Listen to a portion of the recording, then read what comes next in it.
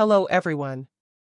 Welcome back to our channel, where we dive deep into the wisdom of the world's best books to help you transform your thinking and your life. Today, we're exploring a profound yet less discussed masterpiece, How to Own Your Own Mind by Napoleon Hill.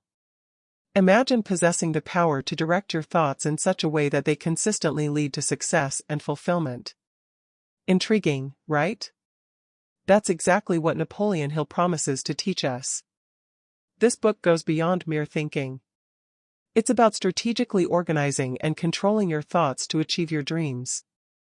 Stay with me until the end of this audio as you're not only going to uncover the philosophical underpinnings, but also actionable strategies that Hill provides for personal and professional excellence.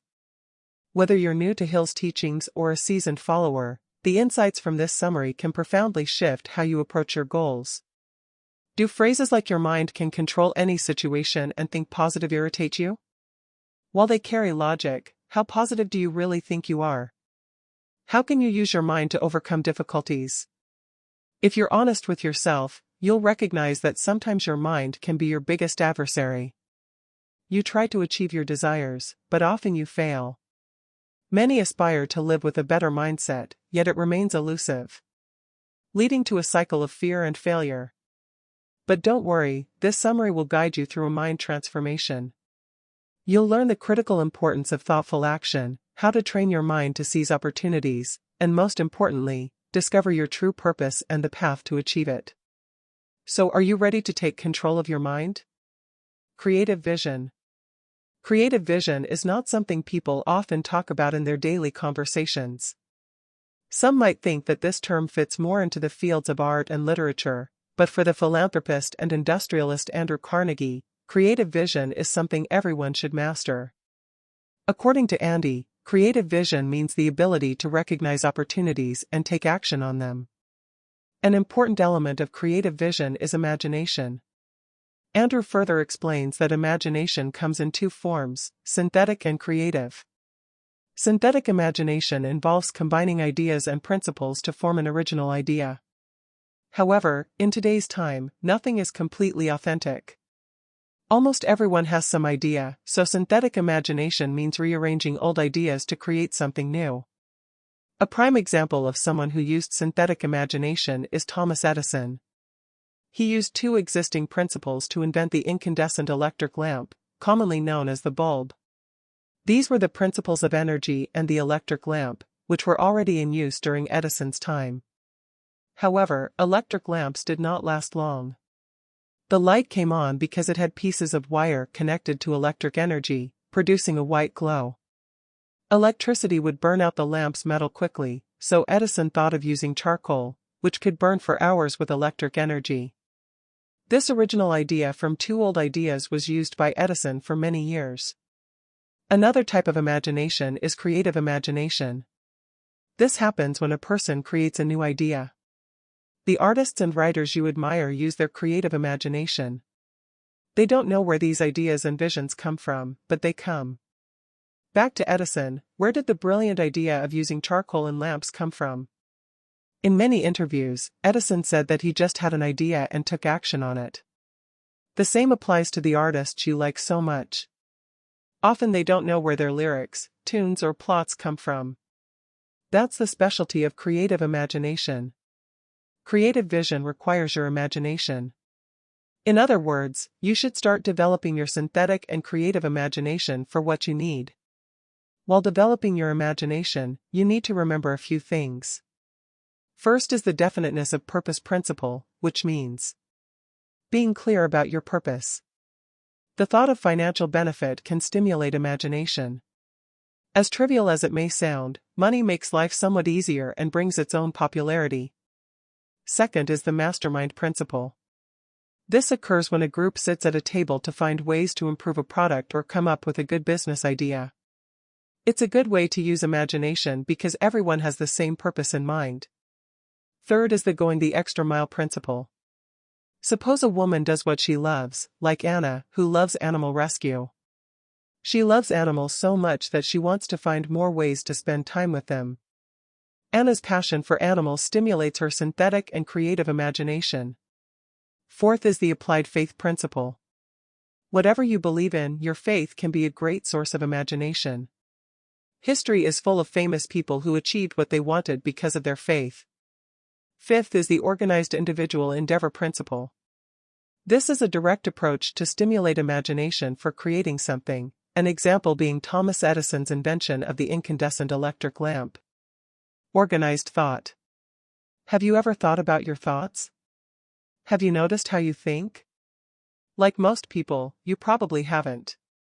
If you want to achieve what you desire, it is essential to know how you think, so you need to organize your thoughts. This can be done in two ways, through inductive or deductive reasoning. Inductive reasoning is when your thoughts are based on accepting unknown facts. For example, when the sky is overcast and it looks dark, you take an umbrella when you go out. This is inductive reasoning. Deductive reasoning means your thoughts are based on known facts. For instance, Peter is called a bachelor because he is unmarried. This reasoning does not tolerate opinions. Opinions cannot be trusted. And can be dangerous. Why? Because opinions are biased and often lack knowledge or information. Therefore, to organize your thoughts accurately, you should not listen to others' opinions. It is often difficult to differentiate between fact and opinion. Here are some things the author of this book, Napoleon, wants people to know about opinions. Opinions can only be trusted when they are based on facts. Renee is among those who always have an opinion on everything. In every conversation, she makes sure to voice her thoughts, always ensuring they are based on facts. Opinions are considered free advice. Sometimes, in certain situations or problems, we should listen to our friends and family. When Diana has to make a big life decision, she always listens to her partner, her best friend, and her parents. However, she makes sure to scrutinize their advice rather than blindly trusting it. We should periodically double-check our sources of information. This keeps your mind alert and sharp. Brandon likes to keep up with world news. He always makes sure to read the daily news. Various media outlets provide him with the information he needs. However, Brandon does not blindly believe everything he reads. Instead, he does his research and ensures that the media outlet or report he is reading is authentic and well-known. Moreover, Brandon is aware that different news reports might have different opinions on the same issue. Therefore, he ensures he reads only unbiased reporters and journalists. Being selective about the information he takes helps Brandon think correctly. Question everything. Keep gathering more information until you are convinced that something is based on fact. Organized thinking takes time and, most importantly, controlled habits.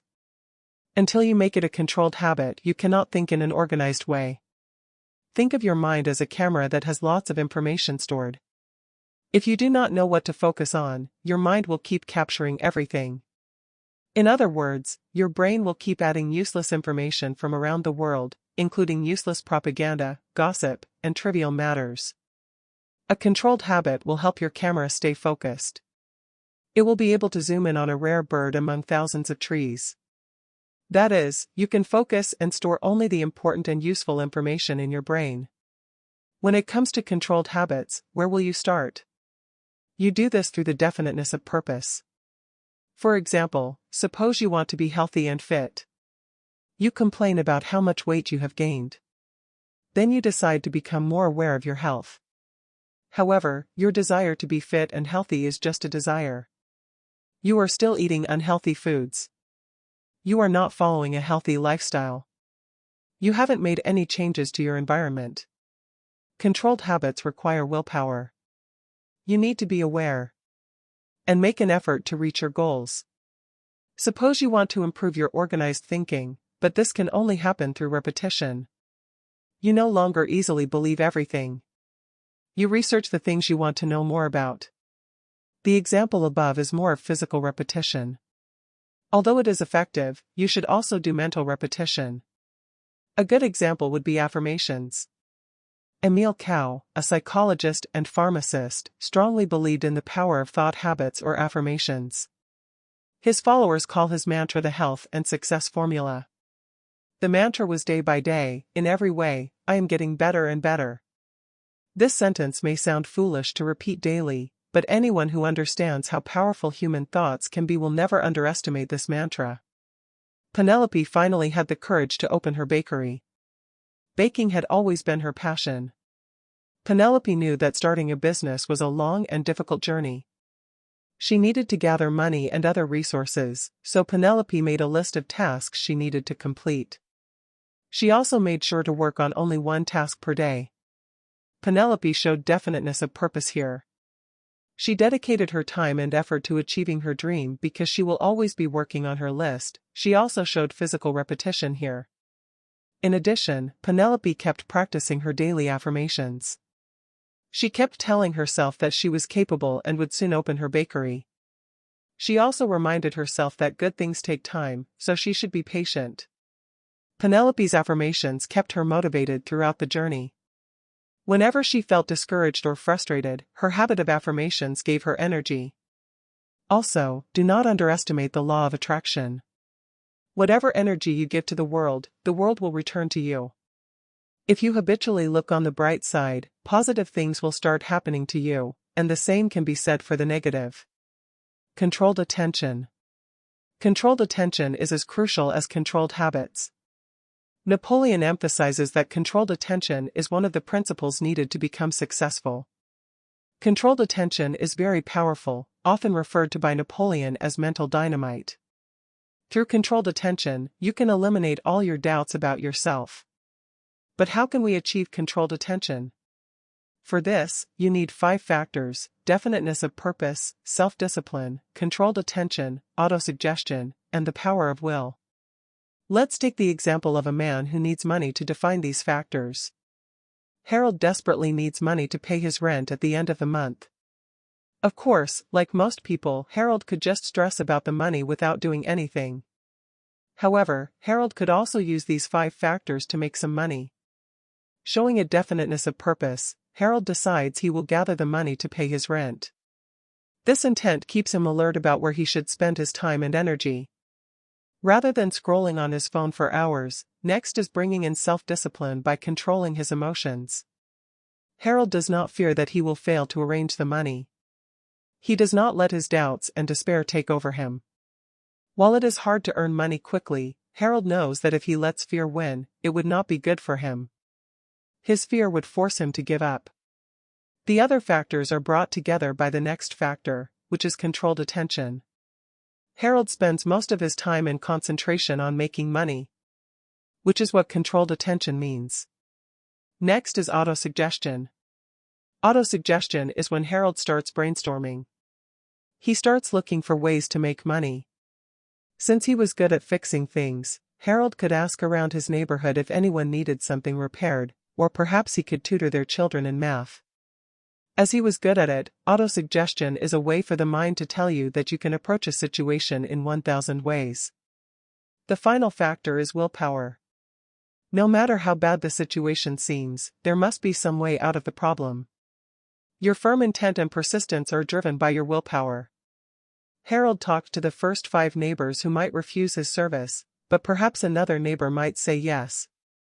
And keeping this in mind, Harold did not stop trying.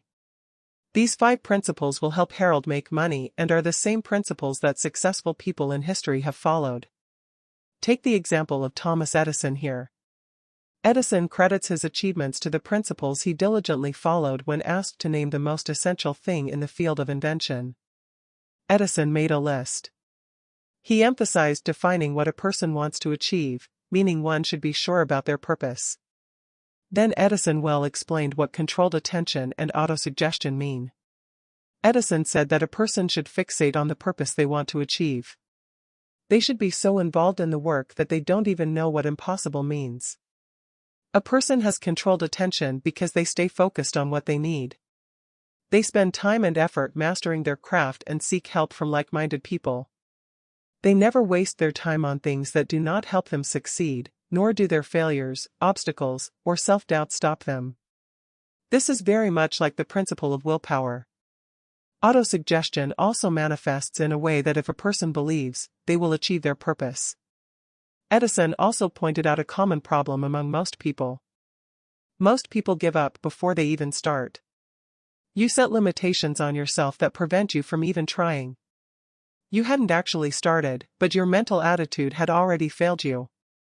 Alexander Graham Bell, who invented the modern telephone, also understood the importance of firm intentions and continual persistence. Alexander did not invent the telephone on his first try. He proudly says that he does not even remember how many times he failed. Was this discouraging for him? Yes. Did it stop him from trying again and again? Absolutely not. He kept trying until he successfully transmitted sound through a wire. Andrew Carnegie's analysis of controlled attention. When it comes to controlled attention, Andrew Carnegie highly praised it. Anyone can easily apply it in any area of their life and be successful in that area. Andrew views controlled attention as combining all the capabilities of the mind for one purpose. In his own case, when Andrew had to make and sell steel, he used every area of his mind. Andrew's secret to success was focusing all his attention on steel. In other words, by having a specialization, you can increase your chances of achieving what you want. But what about industries that thrive on diversity? Such as retail merchandising, where there are departments for sports equipment and clothing. Here, Andrew says that controlled attention can also thrive in diversity. Retail merchandising still requires specialization. For example, their clothing department has a manager who is an expert in deciding what types of blouses and shirts should be sold. Their sports department also has an expert who advises on which sports equipment and machines will sell quickly. Thus, controlled attention can also be successful in diversity, even in corporate jobs. You can achieve controlled attention where there are departments, managers, and rank-and-file employees for a specific area of the company. A human resources manager never takes on the responsibilities of the chief financial officer. The same thing can be said for its employees. An employee from the accounting department does not handle tasks from the sales department. If you are unable to decide which field you should specialize in, there is no need to worry. Andrew advises that we should carefully decide where to invest our time and effort. If you have an idea of what your major purpose in life is, this will also help you. It can lead you in the right direction. For example, Claire is currently a college student. She is still deciding in what she should specialize. Although she is studying communications, she does not like to choose a career related to her major. Claire is completing her education. She has also explored some other career options that she might pursue. By the time she completed her education, Claire had understood what she wanted to become. Ultimately, she decided it would not be related to her major. Then she decided to choose medicine. Claire realized that she wanted to help people in need. She found that she could help the most by becoming a doctor, of course. Her college degree was not wasted. It helped her become an even more effective physician because she could communicate more clearly with her patients. Andrew does not think that not having a specialization is a waste. This time can be used to improve soft skills such as communicating effectively, working in a team, and becoming self-disciplined. Changing your specialization is also not wrong if you need to do so. Yes, you spent many years doing well and staying focused in a specific area, but your passion and desires can change. Yes, starting anew in a new career might feel like you have wasted your time up until now, but a greater waste of time would be if you do not do what you have always wanted to do. Conclusion. First, you learned about creative vision. Creative vision is defined as the ability to recognize opportunities and take action on them. You cannot have creative vision without using your imagination. Imagination comes in two types, synthetic and creative. Synthetic imagination creates an original idea by combining old ideas and principles, while creative imagination occurs when someone comes up with a completely new idea. You can use 5 principles to stimulate your imagination. These are definiteness of purpose, the mastermind, going the extra mile, applied faith, and organized individual endeavor. Second, you learned how to practice organized thinking. Organized thoughts do not listen to opinions. If an organized mind hears an opinion, it fully analyzes it. You can achieve organized thought only through controlled habits. Controlled habits mean consciously striving to achieve what you need. This is done through physical and mental repetition. Third, you understood controlled attention. Controlled attention is as important as organized thought. There are 5 factors to controlled attention: definiteness of purpose, self-discipline, controlled attention, autosuggestion, and willpower. Fourth, you learned that controlled attention applies to every area of life, especially in careers. Specialization can increase your chances of success. It helps you focus all your time, attention, and energy in one field or industry. The more you know about a specific field or industry, the more likely you are to succeed. No one can stop you from achieving what you want. Ignore the fears and doubts in your mind and plan to achieve your dreams. What is the real purpose of your existence on this earth? Once you find out, your mind, body, and soul will fully commit to achieving it. Trust in yourself. You can definitely do it. And that, my friends, marks the end of our journey through How to Own Your Own Mind by Napoleon Hill. I hope you found the insights we explored today as transformative as I did. Hill's principles aren't just theories. They are tools that, if applied diligently, can dramatically change the way we perceive and interact with our world, propelling us towards true success. If this summary sparked your interest, I highly encourage you to get a copy of the book. There's so much more depth inside that can help you refine and apply these principles in your life. Don't forget to like this video if you enjoyed today's content. And share it with someone who could benefit from these powerful ideas. Your support inspires me to continue uncovering the wisdom hidden in the pages of the world's most impactful books. Lastly, if you haven't already, please subscribe and hit the bell icon to stay updated with our latest uploads. Here at Audiobook 101, we're on a mission to bring you the knowledge that not only informs but transforms. I'd love to hear your thoughts on this book and how you plan to implement what you've learned. Drop a comment below and let's keep the conversation going. Thank you for listening, and remember, the power to change your mind is the power to change your life. Until next time, keep reading, keep growing, and keep owning your own mind.